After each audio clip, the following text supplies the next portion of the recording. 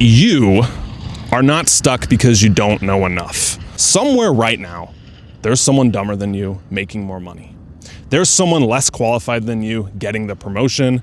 And there's someone who's less attractive and less charismatic than you crushing it in relationships. You're not stuck because you don't know enough. You're stuck because you're in your own head. You're holding yourself back. And that's what I'm making this video for, tips for you to get out of your own way and kick ass. Also, inspiration for this video came from you guys on the newsletter. Got tons of responses from this topic. So here are my 3 best tips. If you're not on our newsletter, I'll link it down below. It's 100% free. Here's the first thing I would say.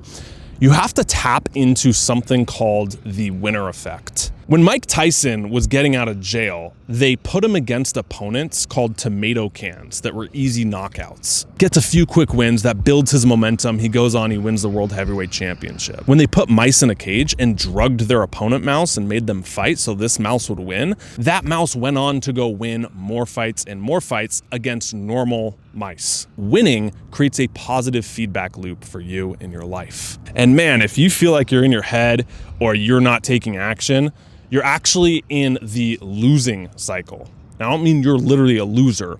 I mean that this works the same way, backwards. Now you're like, well, dude, I don't feel like I'm winning. That's the point. Here's where I'm going with this. Your brain doesn't know the difference between something you vividly imagine and actually experience. I mean, you ever pull out your phone and there's someone doing those crazy parkour tricks and your hands start to sweat and your heart rate elevates? Obviously you're not doing it, but it simulates the fear of heights. What I have found is when you take action, this winner effect starts giving you energy. And when you don't take action, this loser effect kicks in, and that's where burnout comes from psychologically. I don't think we're burnt out because we're doing too much. I think we're burnt out because we're not doing enough. And it's the psychological weight that we're carrying around from all the shoulds and have-tos that we're not doing. And then they pile up the next day. And then the next day we get another. And it just keeps stacking and building. And pretty soon we just have this mound of things that we have to do. And we're like, I can't physically do that. Man, I felt this creatively. When I was back 21, 2022-ish, I was on that peak creative spark. Like I was just getting to 1 million subscribers. That's all I cared about. That was my only goal. Just laser focused on it. And so I was posting like up to 5 shorts a day. I was filming 3 videos a week.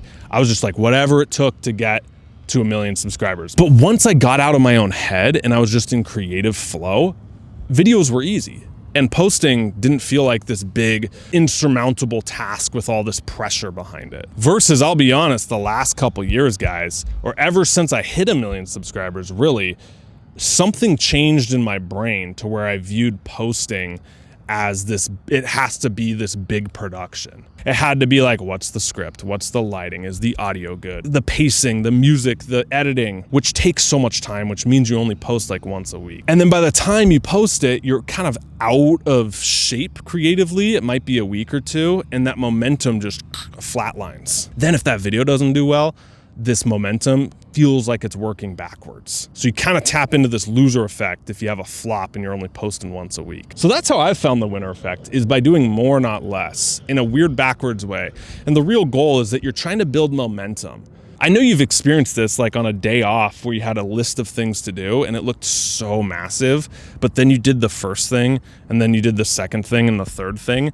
And maybe you got all your whole list done and you're looking at the day like, I have the rest of the day free. Wow, this is awesome. That's how momentum works, is when you start checking things off, the next one gets easier and easier and easier. So the solution here with this first point, stimulate your own winner effect. Literally write down your wins, big or small. Get in a habit, 5 wins a day if you can. This is one of the things that'll change your life, I promise you. You'll start seeing more wins everywhere. You tap into your reticular activating system, and just like when you notice a car, you start seeing more of them. That's what happens with wins. You start feeling like a winner, you build that momentum. 2, I have found creatively with burnout, it comes from when we stop the momentum and we have to restart it. That's an exhaustive process. And so by not letting go of the momentum, by tapping into it and keeping it moving, that helps me avoid the creative burnouts. And then 3, you don't always have to be the one winning to tap into the winner effect. You seeing people win can also generate some of that and the same effects in your life. So read biographies, cheer people on, and participate in winning any way you can. Point number 2, in full credit, I'm stealing this from James Clear. He calls this the difference between you being in motion and you being in action. Now, he says that motion is when you're strategizing and planning and like researching things. That's the mode you're in. That's really useful, but it doesn't produce a result. Action, on the other hand, are when you roll up the sleeves and you do the thing. So some examples here in your life. If you're creative, motion is researching and planning and writing 20 videos to film on YouTube. Action, taking one of those, going to a location and hitting the little red button, boop, and filming. Motion, I'm researching the way to get in shape, and I have this diet plan and the best supplements and gluconeogenesis and fasting. Action, going to the gym, prepaying for 20 training sessions, or going to the gym for 5 days and not missing. The trap we fall into when we're stuck and frozen is getting sucked into this motion phase. If I could just have the clarity, then I could take action. But here's the crazy thing I've found in my whole, 10 plus years career doing stuff in a creative field, entrepreneurship, etc. You don't get clarity so you can take action. It's in taking action the clarity presents itself to you. With YouTube, a lot of people want to have it figured out, what's my niche, before they film their videos. But in filming your videos, you start getting feedback and you start feeling, okay, what feels stronger and what didn't feel right? And you can cut years off your journey if you just start filming and producing more. The final point here I want to share with you is the 10-10-10 rule. Now this works in two ways. The first is the positive. Will this matter in 10 minutes from now, 10 months, or 10 years? You want to approach someone you find attractive. All right, will this matter in 10 minutes from now?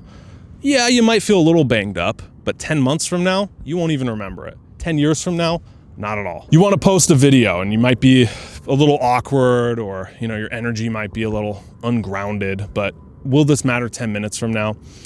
Maybe someone will see it, maybe they won't. Likely no one will. 10 months from now, not at all. 10 years from now, not at all. But where it's more useful is the inverse, the negative. If I don't do this, what will happen 10 minutes, 10 months, 10 years from now? And this is where it starts to get really fun. If you don't film the content that could grow your business, 10 minutes from now, nothing will happen. It might feel actually better because you let yourself off the hook. 10 months from now, you're going to start seeing the negative effects of where you could have been. And 10 years from now, you're going to be in the same spot. I'll give you a quick story here to close out.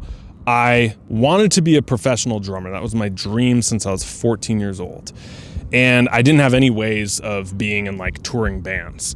So what I did when I was 18 years old is I asked myself, if that's my dream, is what I'm doing now good enough to get me there? And the harsh reality was no.